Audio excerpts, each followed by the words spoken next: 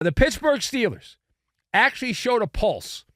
They showed that they have a ticking heart in this particular game, as the first game since whacking Matt Okada, the offensive coordinator, beating the Joe Burrow-less Bengals 16-10 on Sunday. The final score. The Steelers totaling 421 yards of offense, 421 yards of offense for Pittsburgh. That seems like a lot, right? That seems like a fair amount, and it was a fair amount, because that is the first time in 58 games that the Steelers had gained 400 yards. It's been that long. And the Steelers moving the ball around. Pat Freiermuth, the tight end, a career-high 120 yards receiving.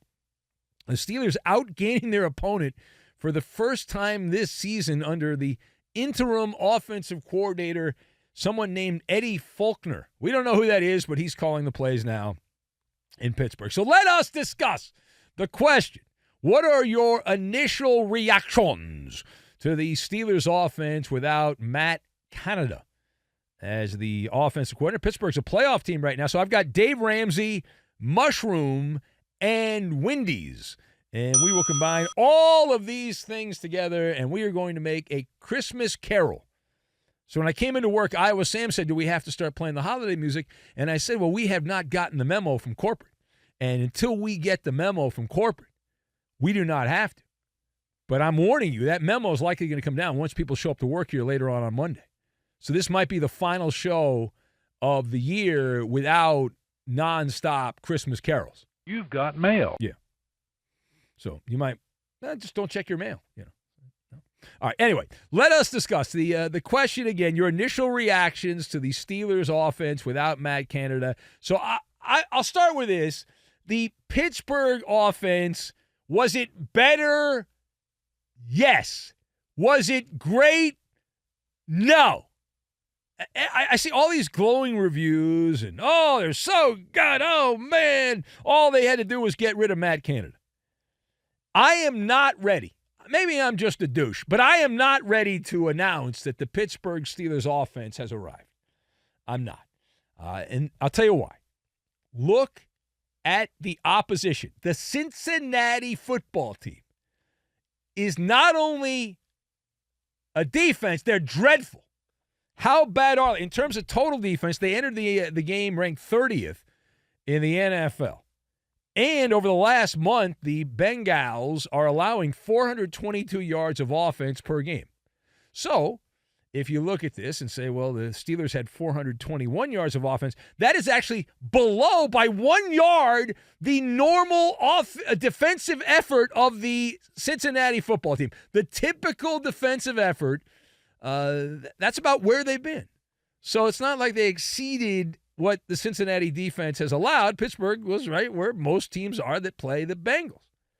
And Kenny Pickett and friends also missed golden opportunities to actually score points, which is the most important stat. Yardage is nice. Points is what wins games, though. And 421 yards of offense, but only 16 points. That's not good. In the Goldilocks zone, in the red zone, they had 4 trips, Pittsburgh did, 1 for 4. That's a 25% conversion rate. The object of the game is to score points. The Steelers put up 16 points in this game. 16. And over the last month, the Cincinnati Bengals defense was allowing 27 points per game. So that Bengal defense held Pittsburgh 11 points below what they've typically done over the last month. And yet they're ready to have a parade in Pittsburgh. Like right through Mr. Rogers' neighborhood. They're so excited that the Steelers put up 400 yards of offense, but only 16 points. And I understand why people are getting excited. I get it. It's like the Dave Ramsey, the guru, radio guru Dave Ramsey, who has his money management, right? He talks about baby steps. So it's a baby step. It's like, oh, things are looking up. The reason that things are looking up is because of the schedule. If you look at the schedule, it's what we call the hostess schedule. You've got fruit pie, you've got Twinkie, and ho-hos. That's what's ahead for the Pittsburgh Steelers here. They've got the Cardinals, the Patriots, the Colts, and they also play the Bengals again. So things are looking up. But let's hear from Kenny Pickett.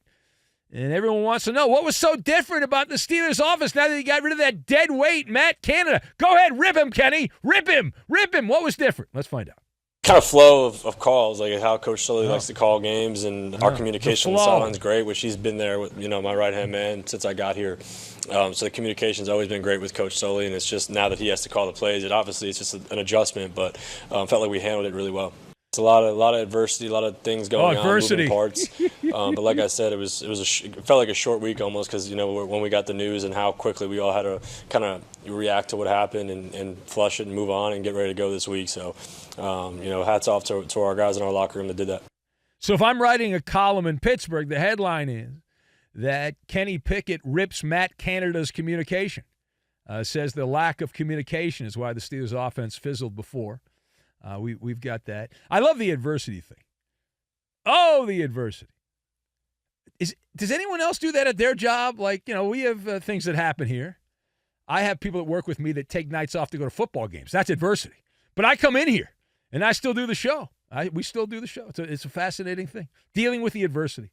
Do I get we get medals? Do we get medals for that? No? All right. Anyway, moving on, we head now to exit 16W on the Jersey Turnpike. That is where, if you get off at 16W there, you can find your way to MetLife Stadium, where the Giants were playing host to the Patriots. They were wrangling, and this game came down to a defensive play. Xavier McKinney with the big interception. He sets up Randy Bullock to go ahead 42-yard. Field goal midway through the fourth quarter. The third interception of the wicked bad Patriot quarterbacks. Man, do they blow. And yikes. I don't get it. I do not. This must be intentional, right? This must be intentional. The Giants win consecutive games for the first time this season. They beat the Patsies 10-7. They are back. When I was a kid, we used to call them the Patsies. They're back to being the Patsies.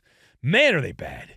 New England did have a chance to win the game in the final minute, but they didn't go for the win. They went for the tie, and someone named Chad Ryland, we're told that's a kicker. He was wide left on a 35-yard field goal attempt with 3 seconds to go in the game. Good afternoon, good evening, and good night. And so the Patriots lose. The question here is at the quarterback position for New England. Mac Jones, who we thought had been benched, we thought wrong. He started the game for the Patriots. So the question is, did Mac Jones, after this performance, he got benched after the first half, did Mac Jones play his final game with the Patriots? And the answer is probably not, but what more does one have to do? What more does Mac Jones have to do to announce that his middle name starts with an S and ends with a K? It's suck. That's what this guy is. Right? What more must Mac Jones do? How many more stinkers does he have to have? We know it's not 3 strikes or out because he's way past 3 strikes.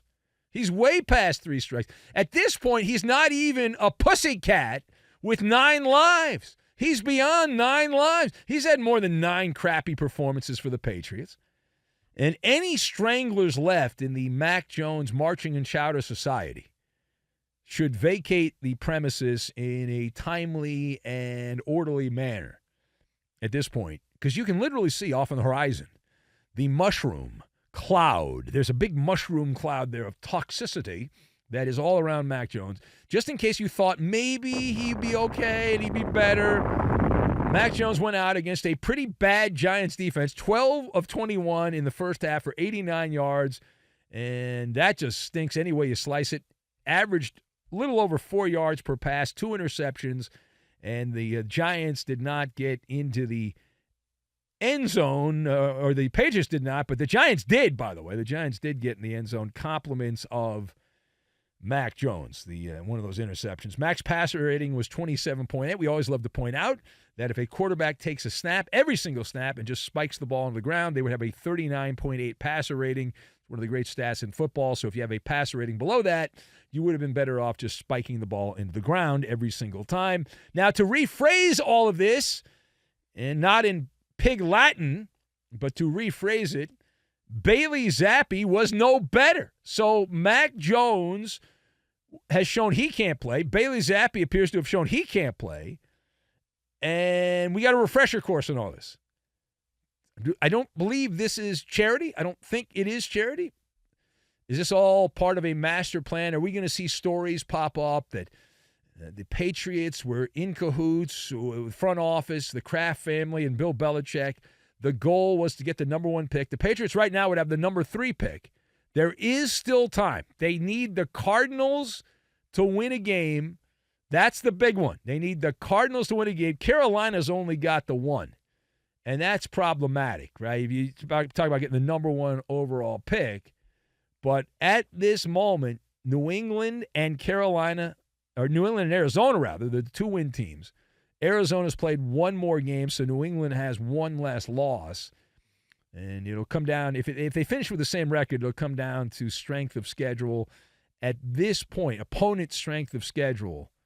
And at this point, the Patriots have a worse strength of schedule than the Cardinals, so they would be ahead of the Cardinals if they finish with the same record. There'll be a quiz on this later, I am told. All right, now, parting shot. We go to Houston, where Trevor Lawrence had 364 yards passing and a touchdown. The Jaguars escaped with a 24-21 win. They escaped with the hair on their chinny chin as the Texans' idiot kicker, Matt Amendola, he missed. It was a long field goal, 58-yard field goal, not a chip shot field goal. 58-yarder, no good, bounced off the crossbar with 34 seconds left. And Jacksonville, who had absolutely been snookered by the Houston Texans, no more. The Jags 8-3, they avenged a 20-point home loss earlier this season. And if you look at recent years, domination situation for Houston over Jacksonville. And now there is a little bit of separation. It's like a horse race. And a couple lengths ahead now, the Jacksonville football team. C.J. Stroud, the 2nd overall pick, who should have been the number 1 overall pick, 300 yards again, over 300 yards, a couple of touchdown passes. And Houston, though, loses. Their 3-game winning streak is kaput, done, bupkis. See you later. The question on this one, does Houston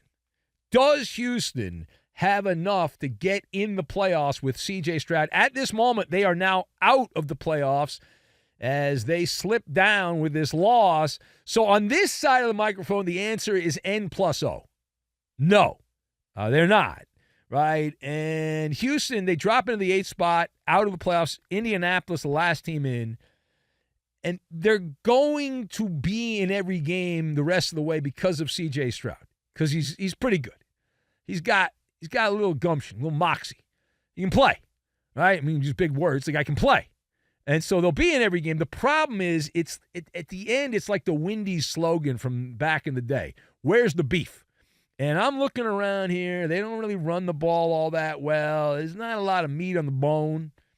And in order to win these games, you got to have a little bit of that. So even with a cupcake schedule, we do not have the Texans in the playoffs.